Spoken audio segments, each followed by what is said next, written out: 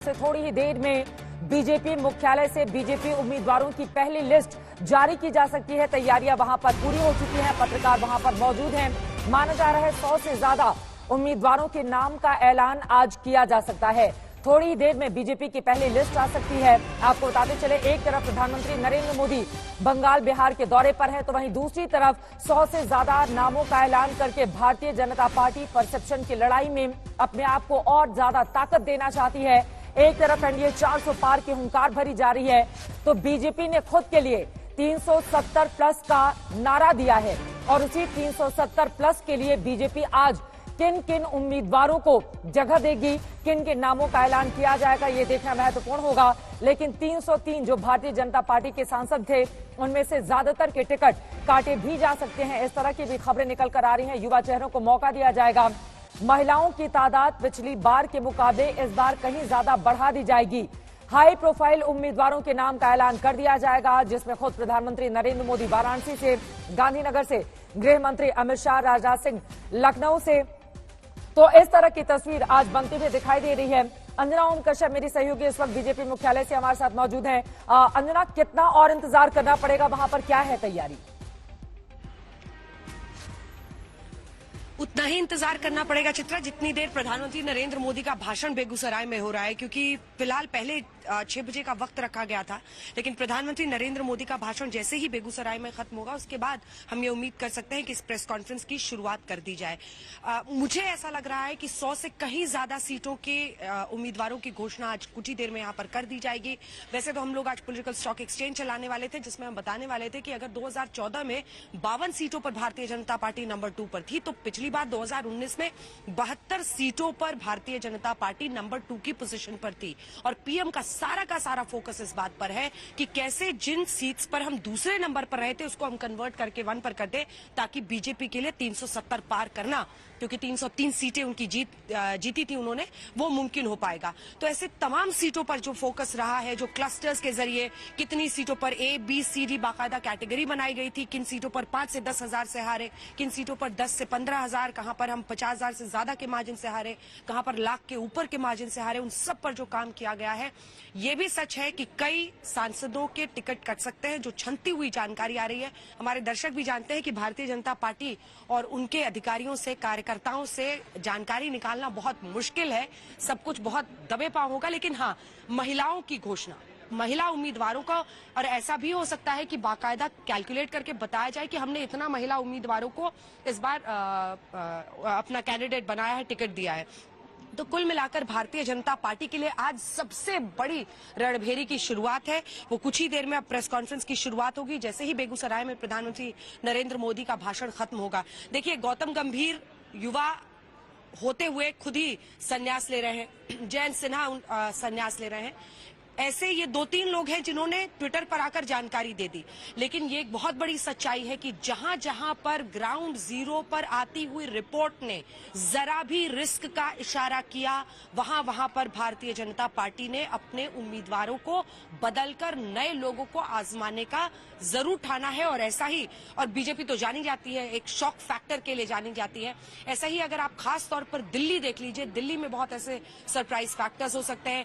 कई लोगों के बारे में कहा जा रहा है कि जो रिपीट कैंडिडेट्स हैं, उनमें अगर हम देखें तो शायद अमेठी से स्मृति ईरानी का नाम उसमें सबसे, यकीनन पीएम का तो खैर होगा ही, गांधीनगर अमित शाह का हो ही सकता है। और टॉप 10 जो सबसे बड़े मार्जिन से जीतने वाले लोग थे, उसमें 5.25 या 6.25 लाख के आसपास वोट से अगर अमित शाह जीते थे, तो 5.25 लाख वोट से प्रधानमंत्री नरेंद्र मोदी जीते थे। सबसे बड़े मार्जिन से सीआर पाटिल जीते थे नवसारी से। तो कुल मिलाकर ऐसे जो उम्मीदवार हैं जिनके लेकर ग्राउंड रिपोर्ट ये इशारा कर रही थी कि उनमें दम है, उनमें ताकत है, वो इस बार भी अपने क्षेत्र के लोगों की तरफ से जिताकर उनको भेजा जाएगा, वो तो फिर से टिकट पा सकते हैं। लेकिन बड़े पैमाने पर बदलाव भी हो सकता है। हलचल तेज हो रही है। मुझे लगता है कि कुछ ही देर में अब प्रेस कॉन्फ्रेंस की यहाँ पर शुरुआत होने वाली है। चित्रा, प्रेस कॉन्फ्रेंस में क्या कुछ निकल कर आता है, अंजना, मैं फौरन लौटूंगी। विजय त्रिवेदी जी स्टूडियो में हमारे साथ जुड़ चुके हैं। विजय जी, मैं आपके पास आऊंगी, लेकिन उसके पहले बीजेपी मुख्यालय से हमारे साथ अशोक सिंघल भी जुड़े हुए हैं, शरद भी जुड़ चुके हैं। 25 की 25 सीटें राजस्थान में पिछली बार बीजेपी ने हासिल की थी। हिमांशु मिश्रा भी हमारे साथ जुड़े हुए हैं वाराणसी से, वहां से प्रधानमंत्री नरेंद्र मोदी यकीनन उम्मीदवार होंगे। लेकिन सबसे पहले अशोक, आपका रुख करते हुए, आज बीजेपी का फोकस, ये जो पहली लिस्ट जारी होने जा रही है, इसमें सबसे ज्यादा किन किन बातों पर रहने वाला है अशोक?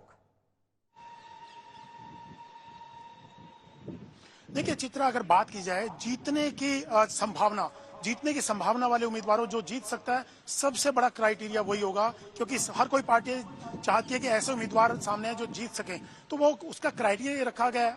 नमो ऐप से फीडबैक ले गया जनता से, सर्वे करवाया गया पार्टी की तरफ से, उनकी परफॉर्मेंस, क्योंकि पार्टी सिर्फ अभी नहीं एक्सरसाइज करती, पिछले एक हफ्ते से पार्टी लगातार इस पे मंथन कर रही थी।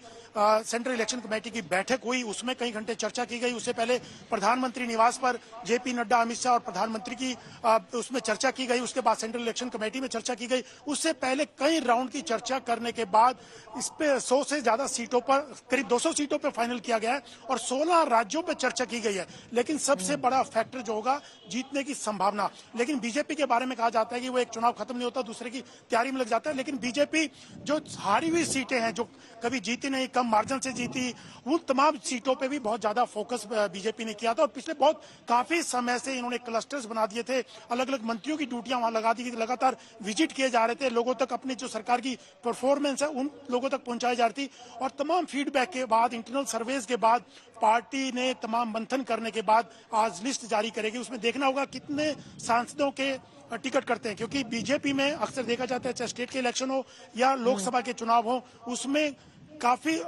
20 से 25% तक कहा जाए तो उम्मीदवारों को रिप्लेस बीजेपी करती रही है। तो सबको इंतजार है कि किसका टिकट करता है।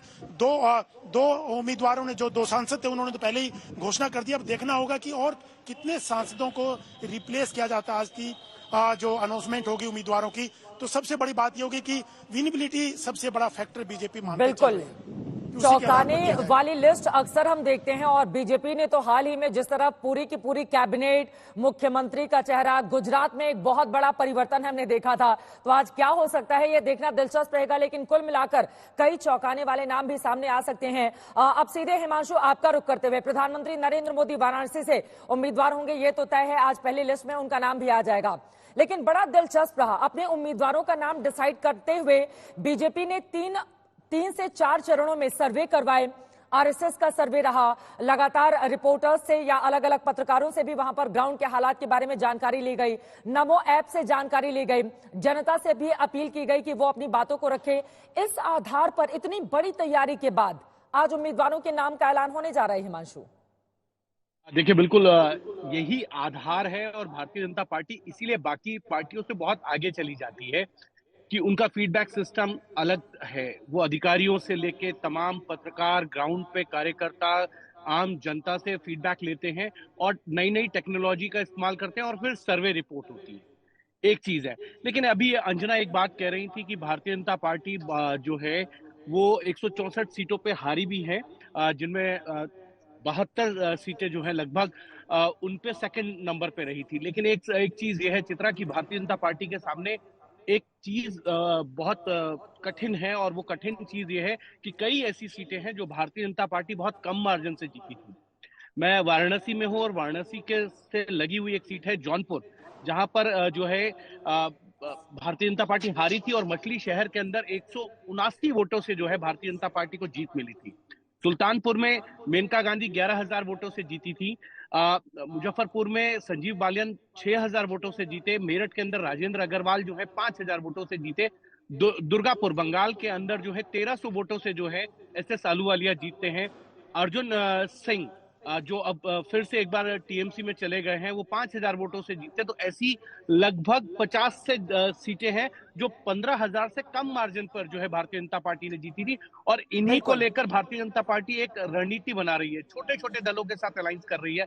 आरएलडी को बागपत सीट दे दी है, वहां सत्यपाल सिंह अब चुनाव नहीं लड़ेंगे। पूर्व में मंत्री रहे हैं, पुलिस कमिश्नर रहे हैं।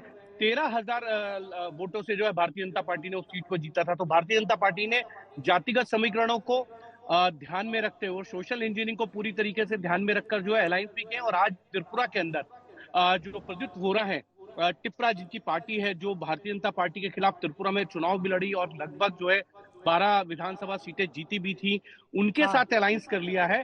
तो कहीं ना कहीं भारतीय जनता पार्टी एक एक सीट को ध्यान में रख रही है और यही कारण है कि एक एक सीट को ध्यान में रखकर मिशन 370 प्लस और 400 पार एनडीए, उसको लेकर स्ट्रेटेजी बनाई जा रही है। और यही स्ट्रेटेजी भारतीय जनता पार्टी की जो है शायद काम करती नजर आपको चुनावों में भी नजर आए। 370 हासिल करने के लिए उत्तर प्रदेश सबसे ज्यादा महत्वपूर्ण है।